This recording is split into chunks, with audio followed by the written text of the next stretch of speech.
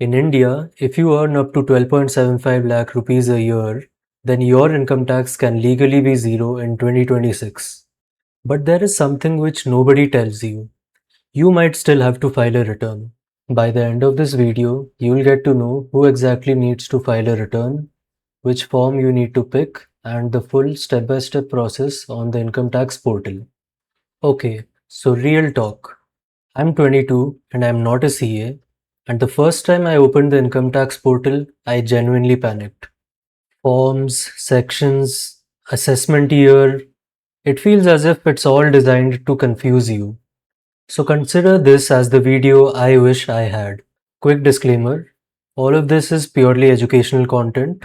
None of this is professional tax advice. In case you do come across something complex, I would recommend you to consult a CA. First up, the thing which confuses everyone, FY versus AY.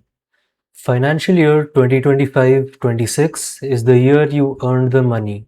This ranges from 1st April 2025 to 31st March 2026. Assessment year 2026-27 is when you file an income tax return and get assessed on it. So this year you will pick AY 2026-27 on the portal. So what even is an ITR? Simple. It's you telling the government, here is everything I've earned this year and here is the tax on it. That's it. It is just a declaration. Now, who must file their taxes? If your income crosses the exemption limit, then you must file your income tax. Under the new tax regime, it is 4 lakh rupees, and under the old tax regime, it is 2.5 lakh rupees. But here's the twist that most people miss. Even if your income is below these limits, you are legally required to file your taxes if you tick any of these boxes. You spent over 2 lakh rupees on foreign travel, or your electricity bill exceeds 1 lakh rupees a year, or your TDS/TCS exceeds 25,000, or finally, if you have deposited more than 1 crore rupees in a current account or more than 50 lakh rupees in a savings account. These are the 7th Proviso rules under section 139 subsection 1. And honestly, even if it is not required, you should still file your taxes anyways. A filed ITR is basically your financial passport. It helps with visa applications, home loans, credit cards, to name a few. And in case extra tax was cut from your salary, then filing your income tax is the only way to get that back. Okay, now let's go through the tax slabs. And this is where Budget 2025 changed the game. The new tax regime is now the default.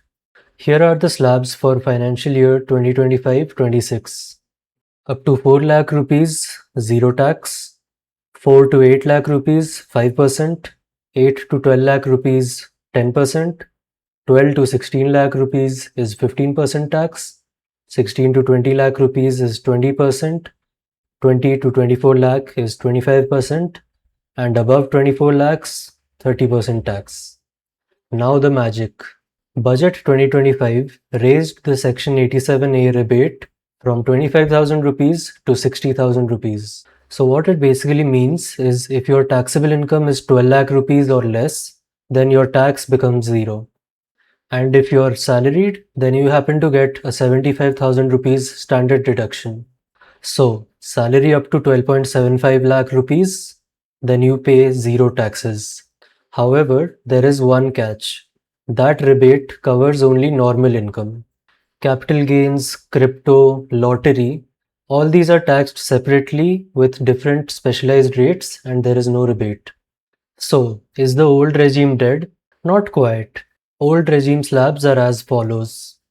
Nil up to 2.5 lakh rupees, 5% tax up to 5 lakh rupees, 20% tax up to 10 lakh rupees, and 30% above.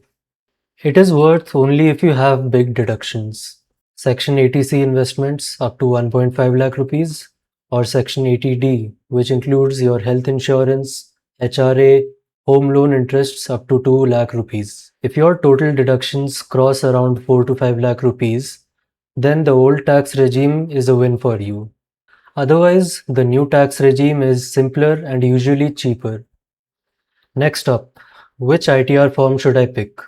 This actually matters because the wrong form will make your return invalid and defective under section 139 subsection 9, and it gets bounced right back at you. ITR 1 Sahaj. You should choose this form if your income is up to 50 lakh rupees from salary, pension or interest and you own up to 2 house properties. And here is a genuinely useful 2026 change. You can now report long-term capital gains up to 1.25 lakh rupees right inside ITR 1. Now ITR 2 is for people who have capital gains beyond 1.25 lakhs. They have more than 2 housing properties. They own crypto or foreign assets, but they do not have business income. ITR 3 is for people who have a business or professional income such as freelancing.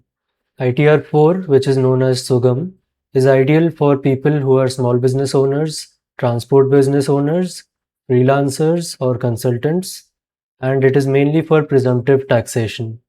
Also remember, income from virtual digital assets or VDAs such as cryptos or NFTs, they can only go in ITR 2 or 3, never in ITR 1.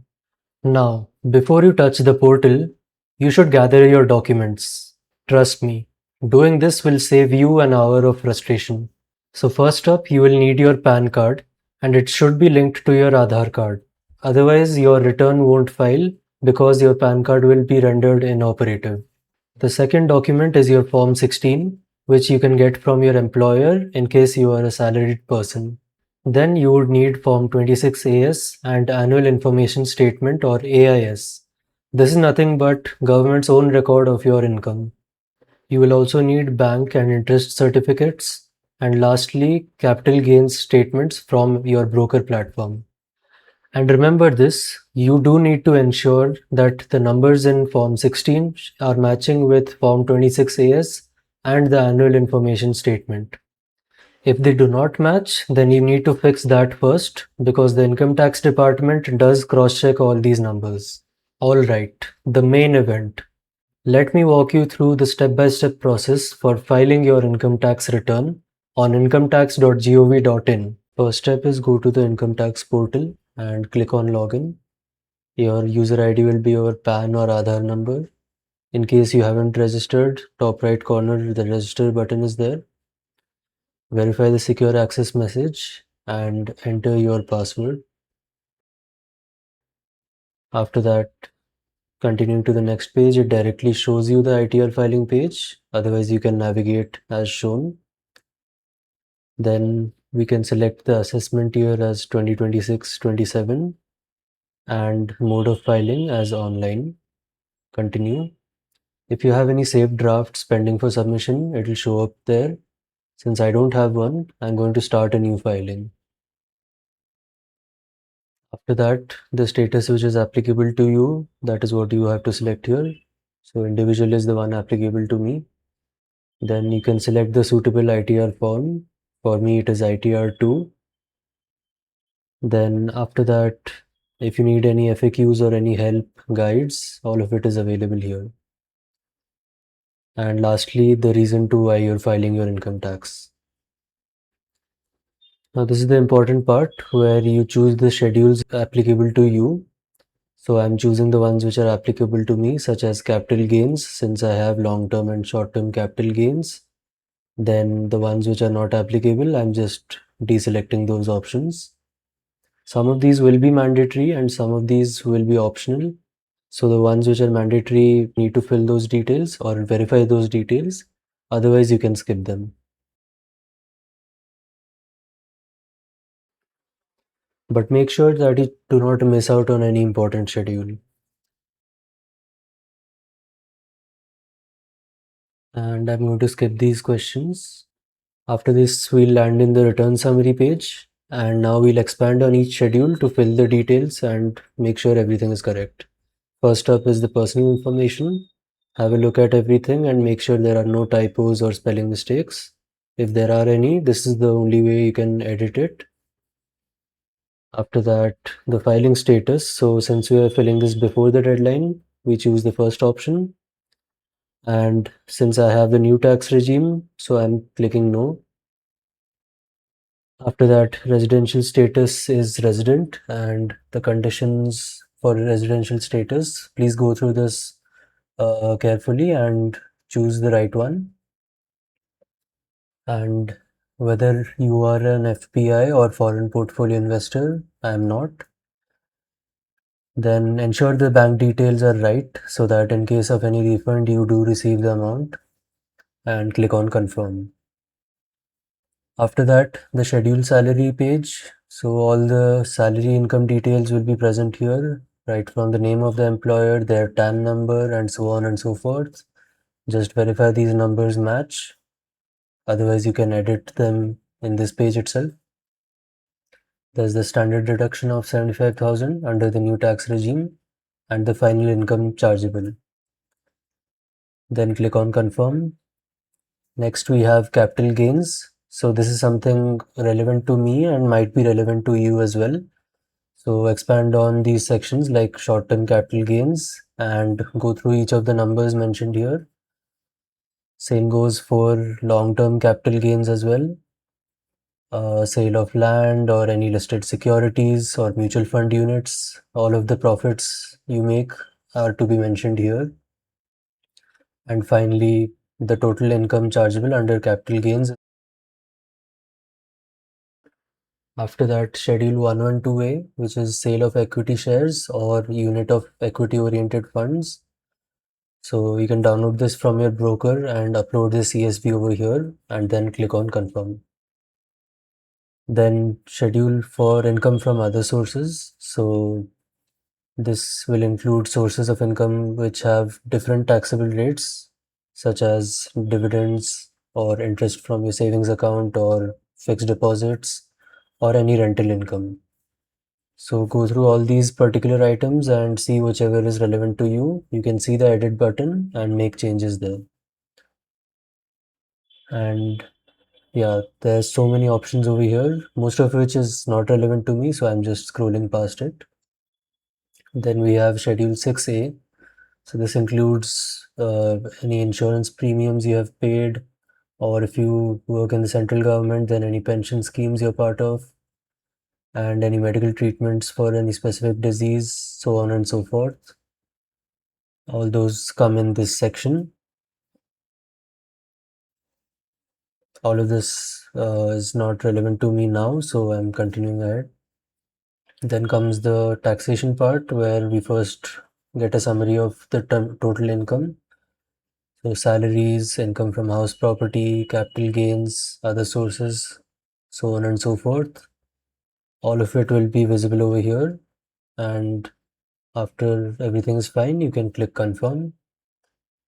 This will mention the tax deducted at source from salary and other sources. So here you can verify the TAN number, the employer name, and the total tax deducted. And later you can also check the total tax which has been collected as well. And after that, click on confirm. Then this will be the total tax liability, the most important page, I would say. So the tax payable on the total income, if there are any rebates, then the health and education cess, and the total tax liability. And here you will get to know if you have any amount payable or if you have a refund directed to your bank account. So after this, just click on proceed to verification. If you don't verify it, then your return is treated as invalid, as if you never filed it. All that work gone. The easiest way to verify is using Aadhaar OTP. One click, OTP sent to your phone, done in 30 seconds. You can also use net banking, a bank account EVC, or your demat account. Or last resort, print the ITR 5 form, sign it, and post it to CPC Bengaluru. But honestly, just use the Aadhaar OTP. So what happens next? The CPC processes your return and sends you a confirmation email. It tells you one of three things.